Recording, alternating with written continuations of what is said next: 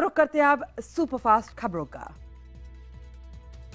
प्रधानमंत्री नरेंद्र मोदी के यूएई दौरे का आज दूसरा दिन है। पीएम मोदी आज सुबह 10 बजे भारतीय व्यवसायियों से बात करने के लिए हाईटेक सिटी मस्दार इंटरनेशनल जाएंगे। इसके बाद प्रधानमंत्री मोदी दुबई के लिए रवाना हो जाएंगे। दोपहर 12 बजे प्रधानमंत्री नरेंद्र मोदी दुबई के शासक मोहम्मद बिन राशिद अल मखदूम से मुलाकात करेंगे। माना जा रहा है कि व्यापार सुरक्षा के अहम मुद्दों पर बातचीत होगी, जहां भारतीय राजदूत प्रधानमंत्री का स्वागत करेंगे। इसके बाद रात 9 बजे PM Modi Dubai cricket stadium में भारतीय समुदाय के एक कार्यक्रम को भी संबोधित करेंगे। प्रधानमंत्री मोदी आज अबू धाबी से दुबई पहुंचेंगे। पीएम मोदी को दुबई में ग्रैंड रिसेप्शन देने की तैयारी है। दुबई के क्रिकेट स्टेडियम में प्रधानमंत्री मोदी के लिए रिसेप्शन का इंतजाम हो रहा है। पीएम मोदी के स्वागत में होने वाले इस रिसेप्शन में आने के लिए अब तक करीब 50,000 भारतीयों ने रजिस्ट्रेशन कराया है। पीएम मोदी यहाँ भारतीयों को संबोधित भी करेंगे। स्टेडियम के बाहर बड़े स्क्रीन लगवाए गए हैं ताकि बाहर खड़े लोगों को भी पीएम को सुनने में दिक्कत न हो। कार्यक्रम के दौरान इलाके का तापमान 40 डिग्री के आसपास रहता है, इसलिए गर्मी से निपटने के लिए भी खास इंतजाम किए गए हैं। यूएई के अबू धाबी में मंदिर बनेगा। प्रधानमंत्री नरेंद्र मोदी के दौरे के मौके पर यूएई सरकार ने अबू धाबी में मंदिर निर्माण के लिए जमीन देने का फैसला किया है। संयुक्त अरब अमीरात के इस फैसले को एक बड़े कदम की तरह देखा जा सकता है। विदेश मंत्रालय के प्रवक्ता विकास स्वरूप ने ट्वीट कर यूएई सरकार के फैसले की जानकारी दी। इस फैसले को एक अहम कदम बताते हुए प्रधानमंत्री मोदी ने यूएई सरकार का आभार जताया है। प्रधानमंत्री मोदी ने ट्वीट कर कहा है कि मैं यूएई सरकार का बहुत आभारी हूं। यूएई सरकार का अबू धाबी में मंदिर बनाने के लिए जमीन देने का फैसला एक बेहद ही अहम कदम है।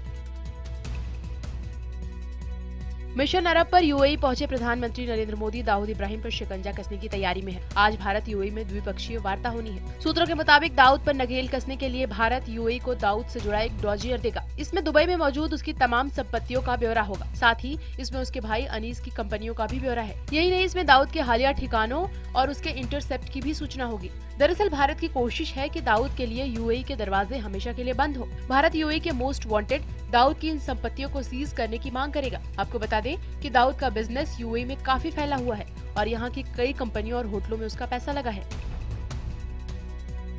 यूएई के दौरे पर गए प्रधानमंत्री नरेंद्र मोदी अबू धाबी की मशहूर शेख जायद मस्जिद गए। पीएम बनने के बाद ये पहला मौका है जब नरेंद्र मोदी किसी मस्जिद में गए हों। ये मस्जिद दुनिया की तीसरी सबसे बड़ी मस्जिद है और दुनिया की सबसे खूबसूरत मस्जिदों में शुमार की जाती है। पीएम ने मस्जिद का दौरा किया और उसकी खूबसूरती को सराहा। पीएम मोदी ने सेल्फी लेने का अपना शौक यहाँ भी पूरा किया। अपने यूएई के दौरे पर अबू धाबी में भी प्रधानमंत्री नरेंद्र मोदी का जलवा दिखा। पीएम मोदी अबू धाबी में भारतीय वर्कर्स की सोसाइटी में जाकर लोगों से मिले और उनसे बातचीत की। प्रधानमंत्री मोदी ने इन लोगों का हालचाल पूछा और इनके साथ फोटो भी खिंचवाया। इससे पहले प्रधानमंत्री शेख जायद मस्जिद देखने गए। पीएम के इंतजार में पहले से वहाँ सैकड़ों भारतीय मौजूद थे। ये लोग मोदी मोदी के नारे लगा रहे थे। मस्जिद का दौरा करने के बाद प्रधानमंत्री मोदी प्रोटोकॉल को दरकिनार करते हुए लोगों के पास गए और उनका अभिवादन किया। यूएई में करीब 26 लाख भारतीय रहते हैं, जो कि वहाँ की कुल आबादी का करीब 30% हैं। दुबई से लौटने के बाद मंगलवार को प्रधानमंत्री मोदी बिहार दौरे पर होंगे। प्रधानमंत्री सहरसा में परिवर्तन रैली करेंगे। रैली के लिए सहरसा के पटेल मैदान में तैयारियां अंतिम दौर में हैं। पीएम मोदी की बिहार में ये मुजफ्फरपुर और गया के बाद तीसरी रैली होगी। मुजफ्फरपुर और गया की जब रैली हुई थी तब संसद का सत्र चल रहा था। पीएम ने उन रैलियों में कहा था कि सत्र चलने की वजह से उनके हाथ बंधे हैं। अब सत्र नहीं चल रहा है, इसलिए उम्मीद की जा रही है कि पीएम सहरसा में सौगात का ऐलान कर सकते हैं। सहरसा की इस रैली से पहले पीएम के आरा जाने का भी कार्यक्रम बन रहा है। बताया जा रहा है कि आरा में पीएम हाईवे की योजना के साथ 8 परियोजनाओं का उद्घाटन करेंगे। हैदराबाद में दबदबा रखने वाली असदुद्दीन ओवैसी की पार्टी एमआईएम महाराष्ट्र के बाद बिहार विधानसभा में भी किस्मत आजमा सकती है। एमआईएम अध्यक्ष असदुद्दीन ओवैसी ने बिहार के किशनगंज में रविवार को बड़ी रैली की। चुनावी भाषण में ओवैसी ने पीएम मोदी सहित लालू यादव और नीतीश कुमार पर भी निशाना साधा। हालांकि बिहार में एमआईएम कितनी सीटों पर लड़ेगी, इस पर ओवैसी ने अभी अपने पत्ते नहीं खोले हैं। ये देखना चाहिए कांग्रेस को, लालू साहब को, चीफ मिनिस्टर को और हमारे प्रधानमंत्री को कि ये जो आवाम यहाँ पर ठहरी है, इंसाफ के लिए ठहरी है, ये गरीब आवाम चाहती है, ये मजलूम आवाम चाहती है कि इनके बच्चे भी ज्यादा से ज्यादा तादाद में एसएससी के एग्जाम पास हो। अपने बयानों की वजह से हमेशा सुर्खियों में रहने वाले ओवैसी की बिहार में एंट्री लालू नीतीश की नींद उड़ा सकती है। आरजेडी के वरिष्ठ नेता रघुवंश प्रसाद सिंह ने जेडीयू से हुए गठबंधन और सीटों के बंटवारे पर सवाल खड़े किए हैं। रघुवंश प्रसाद ने लालू यादव की मौजूदगी में पार्टी कार्यकर्ताओं से कहा कि अगर मुख्यमंत्री पद के उम्मीदवार नीतीश हैं, तो फिर ज्यादा सीटें आरजेडी को मिलनी चाहिए थी। उन्होंने कहा कि चुनाव प्रचार के दौरान भी आरजेडी को ज्यादा अहमियत नहीं दी जा रही है। पार्टी कार्यकर्ताओं ने भी रघुवंश प्रसाद की बात का समर्थन किया। उन्होंने कहा कि बीजेपी के हमलों का जवाब गठबंधन की ओर से नहीं दिया जा रहा है, जबकि बीजेपी की होर्डिंग्स का जवाब भी दोनों पार्टियां अलग थलग दे रही हैं। भारत सरकार ने पाकिस्तान के लगातार सीज फायर उल्लंघन पर कड़ा रुख अख्तियार करते हुए भारत में पाकिस्तान के उच्चायुक्त अब्दुल बासित को तलब कर लिया। विदेश मंत्रालय ने बासित से सीज फायर के उल्लंघन और पाकिस्तानी फायरिंग में भारतीयों की मौत के मामले में औपचारिक रूप से विरोध दर्ज कराया। वहीं बैठक के बाद बासित ने उल्टा भारत पर सीज फायर उल्लंघन का आरोप लगाते हुए कहा कि ऐसा मैकेनिज्म होना चाहिए जिससे यह पता लगाया जा सके कि कौन सीज फायर का उल्लंघन कर रहा है।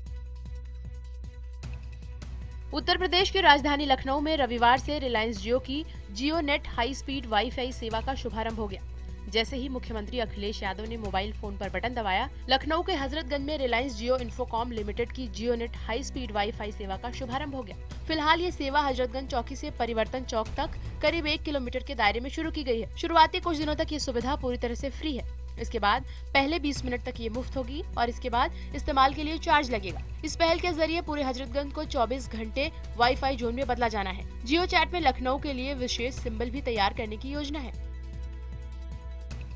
बॉलीवुड सिंगर सोनू निगम ने विवादास्पद धर्मगुरु राधे मां का छोटे कपड़े पहनने पर विरोध करने वालों पर कटाक्ष किया है। ट्वीट कर सोनू निगम ने कहा है कि पुरुषों और महिलाओं के लिए अलग अलग नियम नहीं हो सकते। उन्होंने कहा है कि एक तरफ तो पुरुष साधु बिना कपड़ों के डांस करते हैं और दूसरी तरफ कम कपड़े पहनने के लिए राधे मां पर सवाल खड़े करना लैंगिक समानता नहीं। सोनू ने लिखा है कि काली मां को राधे मां से भी कम कपड़ों में दर्शाया गया है, लेकिन अजीब बात यह है कि ये देश कपड़ों की वजह से एक महिला पर मुकदमा चलाना चाहता है।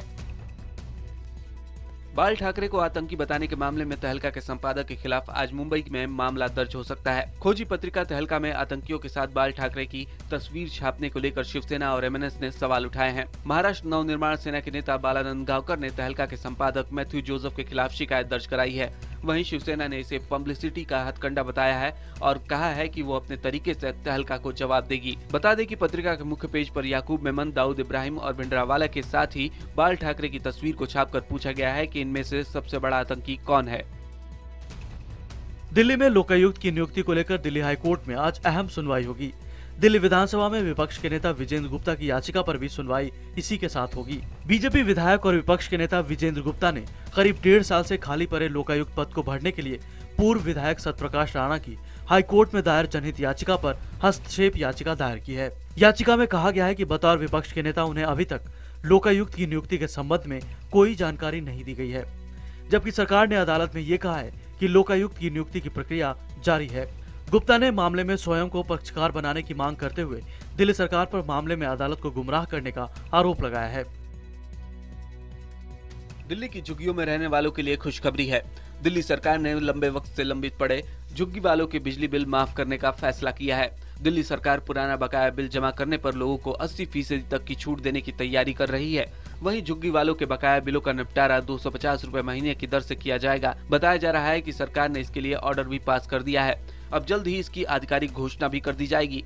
दिल्ली सरकार ने चोरी के मामले खत्म करने की भी योजना बनाई है। बकाया बिल भरने पर देरी से लगने वाला सरचार्ज और जुर्माना पूरी तरह से माफ करने को कहा गया है। दिल्ली के पश्चिम विहार में लड़की से रेप और उसका अश्लील वीडियो बनाकर ब्लैकमेल करने का मामला सामने आया है। आरोपी शख्स पिछले 1.5 साल से लड़की को ब्लैकमेल कर रहा था। पेशे से कराटे टीचर आफ्ताब सिद्दीकी नाम के शख्स पर आरोप है कि उसने अपनी एक छात्रा को सॉफ्ट ड्रिंक में नशीला पदार्थ पिलाकर पहले उसके साथ रेप किया और फिर उसका वीडियो बनाकर पिछले 1.5 साल से लगातार ब्लैकमेल कर रहा था। फिलहाल आरोपी को गिरफ्तार कर 1 दिन की पुलिस रिमांड पर भेज दिया गया है। मेरठ के लिसाड़ी गेट इलाके में बड़े भाई ने अपने ही छोटे भाई की चाकू से गला रेतकर हत्या कर दी। मौके पर पहुंचकर पुलिस ने आरोपी भाई को गिरफ्तार कर लिया है। पूछताछ में आरोपी भाई ने हत्या का गुनाह कबूल कर लिया है और उसके पास से हत्या में इस्तेमाल की गई चाकू भी बरामद कर ली गई है। आरोपी के मुताबिक उसके भाई को नशे की लत थी और आए दिन नशे की हालत में परिवार से मारपीट करता था और पिछले कुछ दिनों से पिता और परिवार को जान से मारने की धमकी दे रहा था, जिसके चलते उसने अपने भाई की हत्या कर दी। दोस्तों के साथ रविवार की छुट्टी मनाने आए नंदात नगर इंदौर के 3 लड़के चोरल नदी में बहने से डूब गए हैं। तीनों की मौके पर ही मौत हो गई। गोताखोरों ने आधे घंटे की मशक्कत के बाद शव निकाले। तीनों युवक अपने 4 और दोस्तों के साथ रविवार सुबह 11 बजे घर से बिना बताए निकले थे। सभी दोस्त नदी में नहा रहे थे। इसी दौरान तीनों गहरे पानी में चले गए। डूबते लड़कों ने मदद के लिए पुकार भी की, परंतु दूसरे साथी तैरना नहीं जानते थे। गहरे पानी में तीनों युवक डूब गए। उत्तर प्रदेश में हसरत के मानिकपुर इलाके में 2 पक्षों के बीच हुई मारपीट और फायरिंग में एक युवक घायल हो गया। बताया जा रहा है कि पैसों के लेन देन को लेकर दुकानदार और कुछ युवकों में मारपीट हो गई, जिसके बाद युवक दुकान में तोड़फोड़ कर फरार हो गए। बाद में ये लोग दोबारा लौट कर आए और फायरिंग शुरू कर दी। फायरिंग के चपेट में वहां से गुजर रहा एक युवक आ गया, जिसे गंभीर हालत में अलीगढ़ रेफर कर दिया गया। वहीं मौके पर पहुंची पुलिस ने जब भीड़ को हटाने की कोशिश की तो घटना से गुस्साए लोगों ने पुलिस पर पथराव शुरू कर दिया। बाद में पुलिस ने लोगों को कार्रवाई का भरोसा देकर हंगामे को शांत कराया।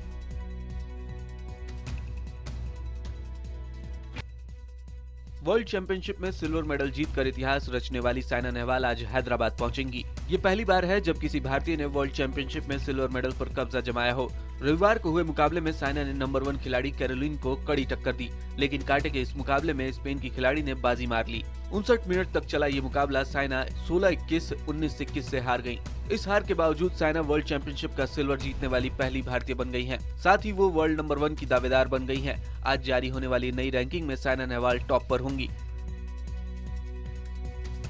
भारत के अभिषेक वर्मा ने तीरंदाजी वर्ल्ड कप के पुरुष वर्ग में गोल्ड मेडल जीत लिया है। अभिषेक ने कंपाउंड वर्ग में ईरान के इस्लाम इबादी को हराकर गोल्ड पर कब्जा किया।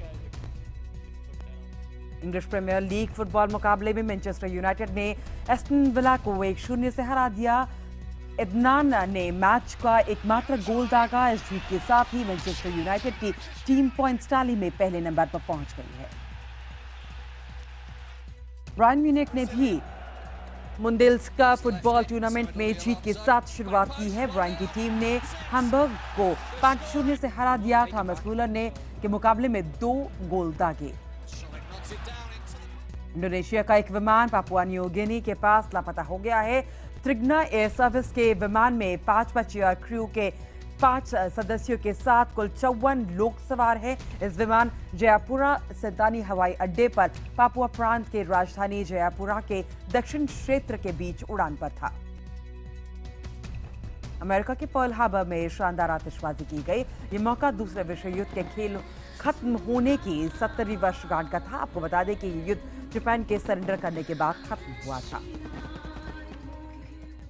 जापान के दक्षिण में कोशिमा के पास ज्वालामुखी कहर बरपा रहा है। वहीं ज्वालामुखी के खतरे का अलर्ट लेवल बढ़ाकर 4 कर दिया गया है। उधर इस खतरे के बाद आसपास के लोगों को सुरक्षित स्थानों पर पहुंचाया जा रहा है।